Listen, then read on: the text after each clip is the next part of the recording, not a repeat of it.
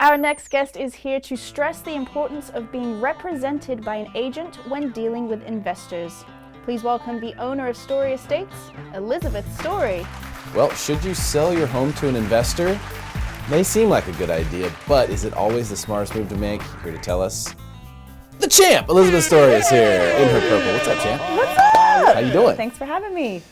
I can't believe I'm sitting here thinking about the episode that you haven't seen yet of Win This Listing, and can't wait to show it to you. Oh, I can't wait. Oh my gosh. Oh my gosh. So this is something that actually comes up a lot with the people who are reaching out to us applying to be on Win This Listing. For some reason in San Diego, people at 30 years can just go buy like that. Yep. And a lot of people buy a house, and then 30 years later, they've done nothing to it. And so then they go to sell, and they realize, wait a minute, we're looking at the other houses that are for sale online, and we're realizing our house looks really old. Yes. But we don't have 50, 60 grand to put in to redo the whole thing. Even though our house has, gone up 10 times in value, we don't have the cash. So some people think, well, the smart move is to go ahead and get a second mortgage or borrow the money from somewhere else or go into a retirement account to fix the house up. Maybe that's not even the right move to make. But the investors, they know who these people are. They're going after these people. They're targeting them. They're knocking on their doors. They're cold calling them. They're sending them flyers saying, we'll buy your house. We'll make it easy for you. Mm-hmm. What's really going on there? You know what? I've seen this a lot, and I mean a lot in my career. I'm dealing with it right now with another client. I dealt with it last year. The example that I'd like to use is a condo that needs just a little bit of work. It's, you're talking maybe $5,000-$10,000. And the investor goes to my client and says, hey, it's all cash. It's all cash. Well, first of all, this whole all cash thing, when you get paid, no matter what, it's money. It doesn't matter if it's some guy who says he has cash and a bank who has cash or a finance transaction. At the end of the day, if the money ends up in your bank account, it's cash. Mm-hmm. So that whole cash is king, that's out the window, first of all. Okay? That's an old belief, number one. Number two, when investors do that, they made their money some way. And a lot of times it's usually reaching into your pocket and taking it out and putting it into theirs. So for this specific example that I'm thinking of, the gentleman said, oh, hey, it's all cash. We won't use an agent. You don't need an agent to represent you. We'll use my agent. I'll pay for him so you don't have to pay any commission, and I'll offer you $180. That's what he offered him. The lowest comp model match in inferior condition that has sold in the last year sold for $240. The highest sold for $255. With the full 6% commission and putting it on the market, he would walk away with anywhere from $40,000 to $60,000 more than the investor said he could make it really super easy. And it happens all the time. So what they're trying to trade is ease for a lot of money, basically. Yeah. And I that's exactly what I see too. I mean, every investor who's out there running around is looking for a great deal. Well, a great deal means what? It means someone sold too low. There you see what he said. And that's what, I used to, early on in my career, you make mistakes and you work with people who are looking for a deal. People who are looking for a deal are looking for something unrealistic. And you're right. They're looking for something that is not priced right.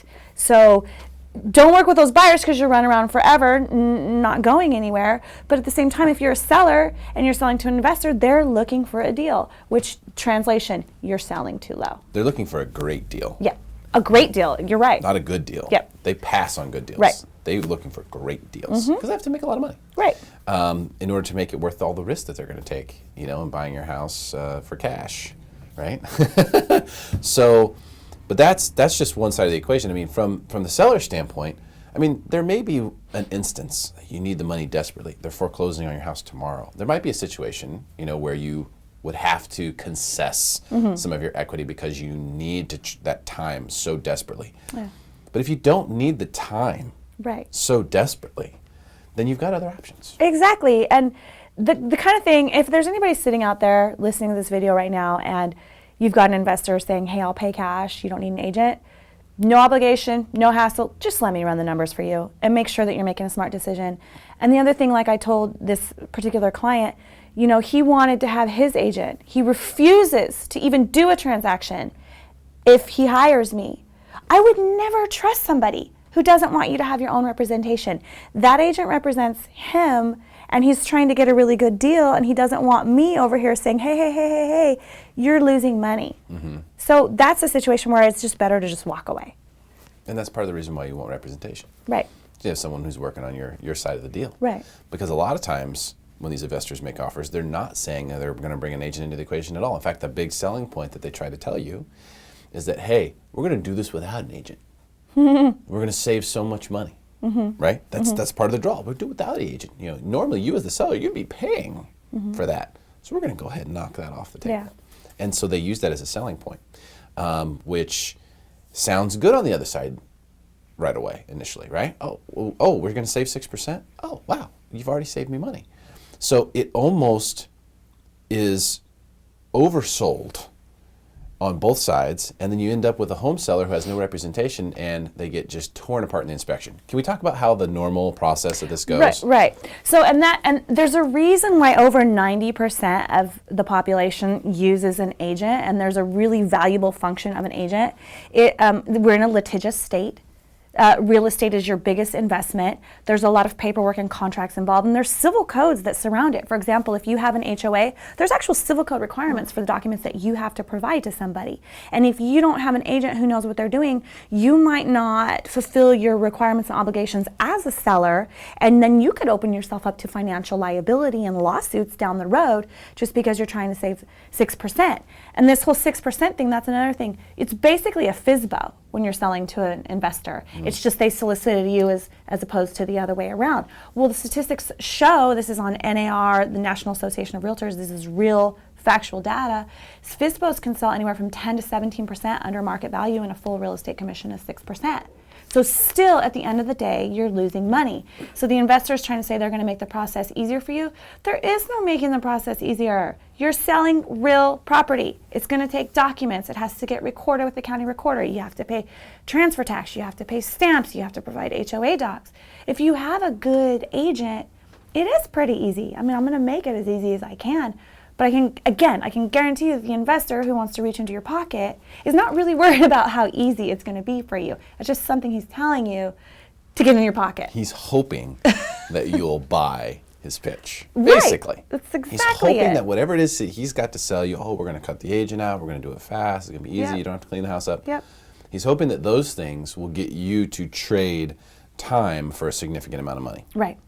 And a lot of times this is after-tax money we're talking about that you're losing. So when you say you're losing 50 grand, 60 grand, that's literal money in your bank, not having to filter through Uncle Sam.